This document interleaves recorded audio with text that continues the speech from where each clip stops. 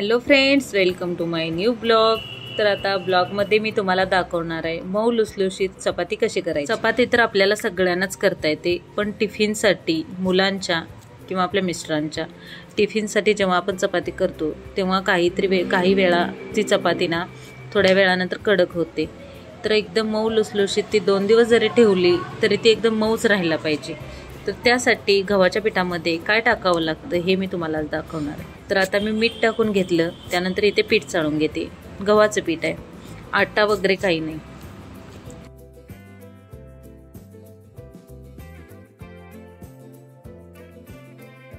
तर आता इथे मी आम्हा चौघांसाठी चपाती बनवते। तर आता चौघांसाठी म्हणल्यानंतर 7-8 चपात्या तरी पाहिजेत। तर आता इथे मी घेतलेलं आहे कोमट पाणी। तर ही महत्त्वाची ट्रिक आहे आपली चपाती मऊ होण्याची। यामध्ये कोमट पाणी घातलं, 2 चमचे दूध घातलं। आता ते सगळं मिक्स करून घ्यायचं। जेव्हा आपण कोमट पाण्याने चपातीचं पीठ मळतो ना तर चपाती एकदम मऊ होते, करून पहा। आता ह्याच्यावरती टाकायचं आहे आपल्याला थोडंसं तेल टाकून हे परत एकदा मळून घ्यायचं आहे।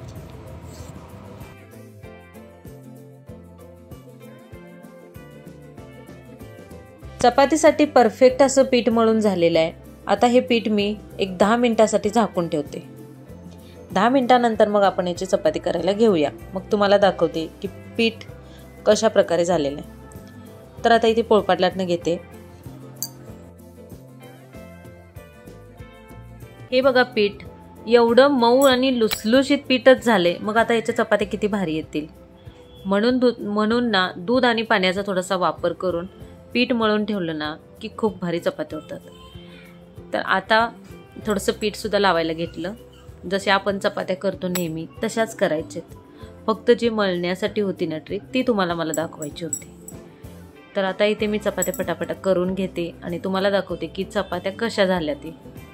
आता माझ्याकडे हे पोळपाट लाटणं लहान आहे, मग मी आता लहानच गोळे घेते। आता लहानच गोळा घेतलाय मी, जास्त मोठा काही घेतला नाही। आणि मी आता ह्याची घडी कशी घालते तुम्हाला दाखवते।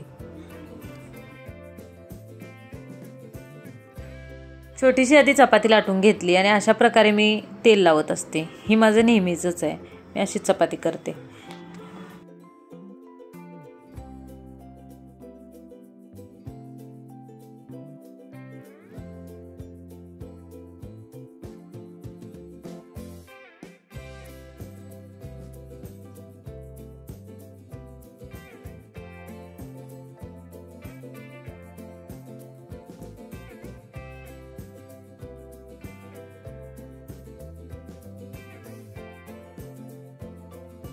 चपाती मी लाटून घेतली आणि इकडे तवा सुद्धा मी ठेवला होता गरम होण्यासाठी। तवा एकदम गरम झालेला आहे, त्यामध्ये थोडंसं म्हणजे वरून थोडंसं तव्याला तेल लावून घेतलं, कारण पहिली चपाती आहे, चिटकू सुद्धा शकते।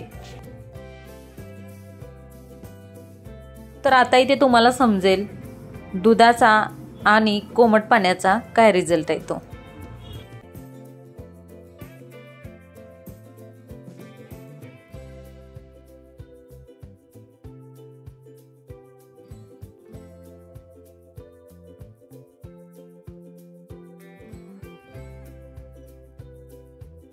तर आता इथे पहिली चपाती झाली आणि मी ती एकदम सुती कपड्यामध्ये ठेवली सुद्धा। तर आता इथे पटापट मी तुम्हाला सगळ्या चपात्या करून दाखवते। लाटताना काय आता अजिबात दाखवणार नाही, कारण आता आपण एक बघितलेलीच आहे चपाती। आता तशाच प्रकारे या सगळ्या लाटून घेतलेल्या आहेत मी। जास्त म्हणजे गहू राशनचं असते, म्हणजे कंटूरचं रेशनचं, मग त्याच्या चपात्या ना कडक होतात. मग आपण त्याच्यामध्ये कधी कधी आटा वगैरे मिक्स करते. त्याच्यापेक्षा ना आपण करण्याची टेक्निकच बदलायची पूर्ण. त्याच्यामध्ये आता तुम्ही पण असंच करा. कोमट पाणी थोडंसं आणि थोडंसं 1-2-3 चमचे दूध टाकून पीठ मळून घ्या, म्हणजे मग लक्षात येईल की चपात्या कशा होतात. आणि त्याला मळताना थोडंसं तेलाचा हात लावायचाच, पीठ झाकून ठेवायचं. गडबडीने म्हणजे लगेच मळल्याबरोबर लगेच केली ना तर चपाती वात्रटच होते, चांगली होत नाही. तर मी सुट्टीवर वगैरे निघालो ना तर अशाच प्रकारे चपात्या करून घेते. 2 दिवस त्या प्रवासामध्ये छान राहतात. तर तुम्ही सुद्धा नक्की एकदा ट्राय करून बघा.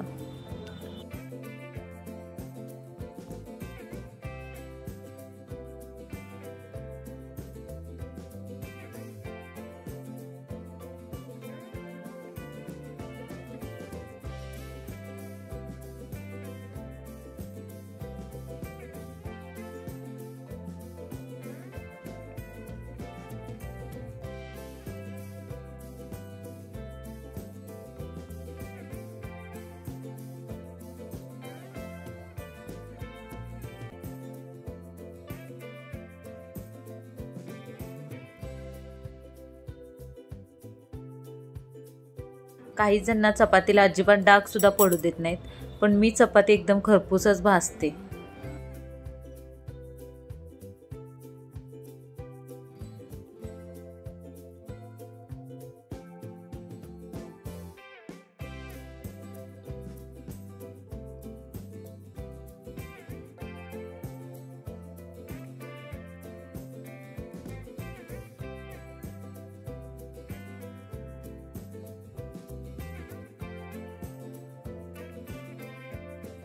मी केलेल्या सगळ्या चपात्या अशा टुम्म फुगलेल्या आहेत.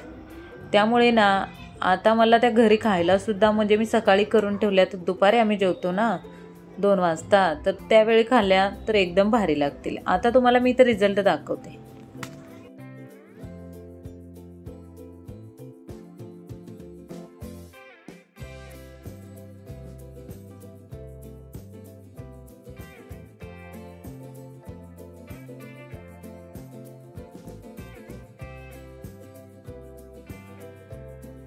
तर इथे बघा चपाती किती छान झालेली आहे.